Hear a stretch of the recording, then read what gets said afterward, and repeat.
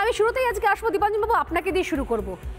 এই মুহূর্তে পাকিস্তান, আমি শুধুমাত্র আকাশ যে ঢাল, সেই আসমানি ঢাল দেখাচ্ছে। এখন আমার কাছে অনেক কিছু রয়েছে দেখানোর জন্য, আমি পরে আস্তে আস্তে দেখাবো মানুষজনকে যে কিসের জন্য পাকিস্তান বলেছিল, যারা যে অনেক বড় বড় কথা বলেছিল, সেই পাকিস্তান 7 দিনের যাদের নাকি রসদ ছিল বলে আমাদের দেশের তরফ থেকে আমাদের অনেক প্রাক্তনী সেনাকর্তা এসে বলেছেন, এবং এই স্টুডিওতেই গতকাল এসেও একাধিক সেনাকর্তা, প্রাক্তনী সেনাকর্তা বলে গেছেন যে 7 দিনের মধ্যে স্বর্ণালী 3 দিন 4 দিন চলে গেছে, পাকিস্তান আর 4 দিনের বেশি সার্ভাইভই করতে পারবে না।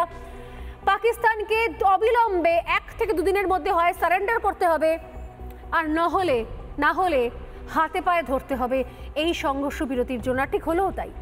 আমি আপনার কাছে এই জায়গা থেকে আসবো, পাকিস্তানের এই সংঘর্ষ বিরতির মানে প্রাণপণ আবতার, যেন তেন প্রকারণে সংঘর্ষ বিরতি হোক, তার বড় ভাই আমেরিকার হাতে পায়ে ধরছে। যে আমেরিকা জাস্ট আগের দিন মার্কো রুবিও বলেছিলেন যে আমরা এই বিষয়ের মধ্যে ইন্টারফেয়ার করব না, আমরা নাক গলাবো না, কারণ পাকিস্তান দীর্ঘদিন ধরে সন্ত্রাসবাদকে প্রশ্রয় দিয়েছে, সেক্ষেত্রে ভারতের অধিকার রয়েছে তার প্রত্যাঘাত করার।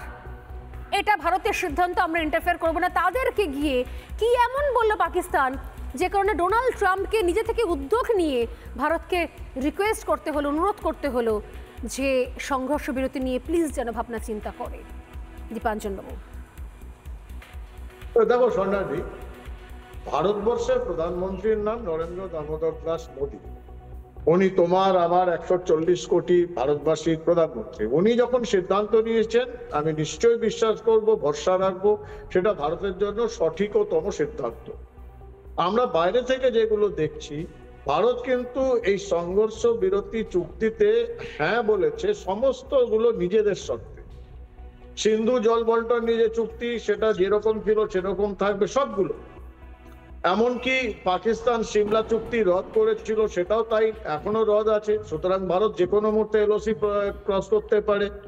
যা যা বলেছিল ভারত, যা যা কন্ডিশন ছিল সবগুলো আছে, কোনোটাতে চেঞ্জ হয়নি। ভারত কিছুক্ষণের জন্য, যেটাকে স্ট্র্যাটেজিক পজ, এক্স্যাক্টলি যেরকম আমরা পজ বাটন বলি, নতুন করে ইকুইপমেন্ট চালাতে হবে না, পজ বাটন রয়েছে, আবার আঙুলটা পজ বাটনে গেলেই আবার কিন্তু স্টার্ট হয়ে যাবে। প্রবলেম হচ্ছে, যেটা ভারত পরিষ্কার বলেছে, এই 48 ঘন্টা বা ভবিষ্যতে কোনোভাবে যদি পাকিস্তান পাক অকুপাইড কাশ্মীর দিয়ে বা অন্য কোথাও দিয়ে সন্ত্রাসবাদী পাঠায়, আর তারপর যতই বলুন যে সন্ত্রাসবাদের সঙ্গে আমাদের সম্পর্ক নেই, তাহলে কিন্তু পাকিস্তান পাক অকুপাইড কাশ্মীর হারাবে।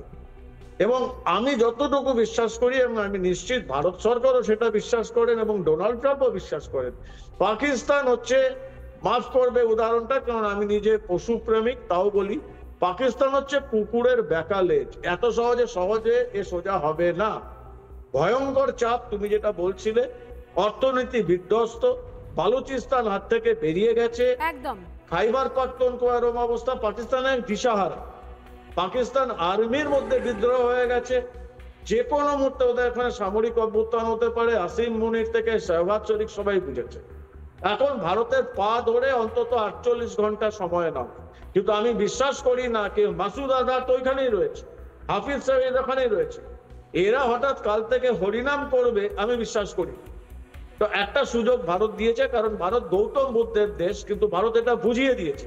ওই আমরা বলি না, চিড়িয়াখানায় গিয়ে ছোট বাচ্চা খাঁচায় আবদ্ধ বাঘকে বাদাম ছুঁড়ে মারে, খাঁচাটা খুলে দেওয়া ছিল, বাঘ একটা হুঙ্কার মেরেছে, তাতে এই পাকিস্তানের মতো বাচ্চা আমাদের পায়ে পড়ে গেছে। একদম, খাঁচার দরজাটা কিন্তু খোলা। একটা ভুল করবে, এবার কিন্তু পাকিস্তানকে ভারত খেয়ে নেবে। তার একটা শেষ সুযোগ দিল, কারণ আমরা ঐতিহাসিকভাবে গান্ধীবুদ্ধ দেশ, আমরা আক্রমণ করি না।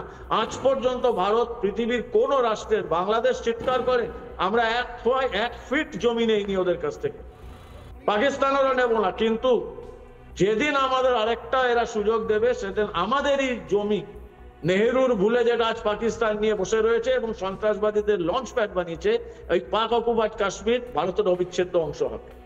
আমি স্বাগত জানাই এই চুক্তিকে, সঠিক পদক্ষেপ। এখন দেখার পাকিস্তান কতটা সদিচ্ছা দেখায়, সন্দেহ রয়েছে, তাও ভারত একটা শেষ সুযোগ দিল। একদম আমি আসছি আপনার কাছে। নানা ধরনের কন্টেন্ট দেখার জন্য লাইক করুন, শেয়ার করুন আমাদের ফেসবুক পেজ, সাবস্ক্রাইব করুন আমাদের ইউটিউব চ্যানেল। পাশাপাশি অন্যান্য ব্রেকিং নিউজের জন্য অবশ্যই চোখ রাখুন রিপাবলিক বাংলায়।